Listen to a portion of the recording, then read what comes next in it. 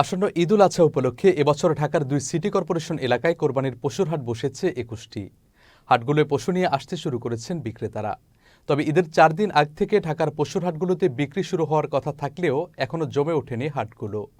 ইতোমধ্যে ঢাকার পূর্বাচল 300 ফুট সড়ক নামে পরিচিত এক্সপ্রেসওয়ের পাশে মস্তুল এলাকায় অস্থায়ী কোরবানির পশুর হাট, দিয়াবাড়ি হাটসহ বেশ কিছু হাটে কোরবানির পশু নিয়ে আসছেন বিক্রেতারা। তবে হাটে বিদ্যুৎ সংযোগ, পর্যাপ্ত পানি ও পয়ঃনিষ্কাশন ব্যবস্থার সংকটের অভিযোগ করছেন দেশের বিভিন্ন জেলা থেকে আগত পাইকাররা। অনেক বড় একটা হাট, বেশ অর্গানাইজ হাট, খুবই সুন্দর লাগছে হাটের পরিবেশ। আর অনেক গরু দেখি নেই, এই অংশটাই দেখেছি, ভালো লেগেছে আমার কাছে। গরুর যে দাম সন্তোষজনক মনে হয়েছে। ক্রেতারাও এরকম কিনতেছে না, মানে দেখতেছে একটু যাচাই করে, আর ওরাও মনে করতেছে যে আমরা হয়তো একটু বেশি লাভের আশায় মানে দেরি করতেছে আর কি।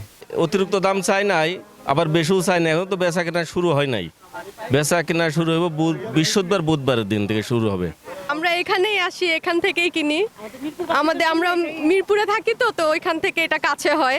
প্রতি বছরই আসি, আমি এসে একটু চয়েস করে দিয়ে যাই, পরে এই যে ফার্মগুলো দেখে আবার ওদেরকে পাঠাই, ওরা চাঁদ রাতের একদিন আগে তারপর এসে নিয়ে যায়। একটা কুরবানের জিনিস তো শখের জিনিস, তো সবার সম্মতি হইলেই ভালো হয় আর কি। এই হাটের অবস্থা ভালো, যখন আসছিলাম তখন ভয় ভিতরে একটা আতঙ্ক সৃষ্টি ছিল, তো এখন ওই ভয়টা কেটে গেছে, আর ভয় নাই।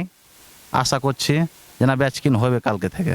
আলো নেই, থাকা খাওয়া খুবই কষ্টের ভিতরে আছি। পানি নাই, পানির সমস্যার, বাথরুম তো নাই। কাস্টমার আসতেছে মোটামুটি ভালোই। আমি 8টা আনছিলাম, তার 3টা বিক্রি করে দিছি। অসুবিধা ছিল, এখন বর্তমানে একটু ভালো আছি।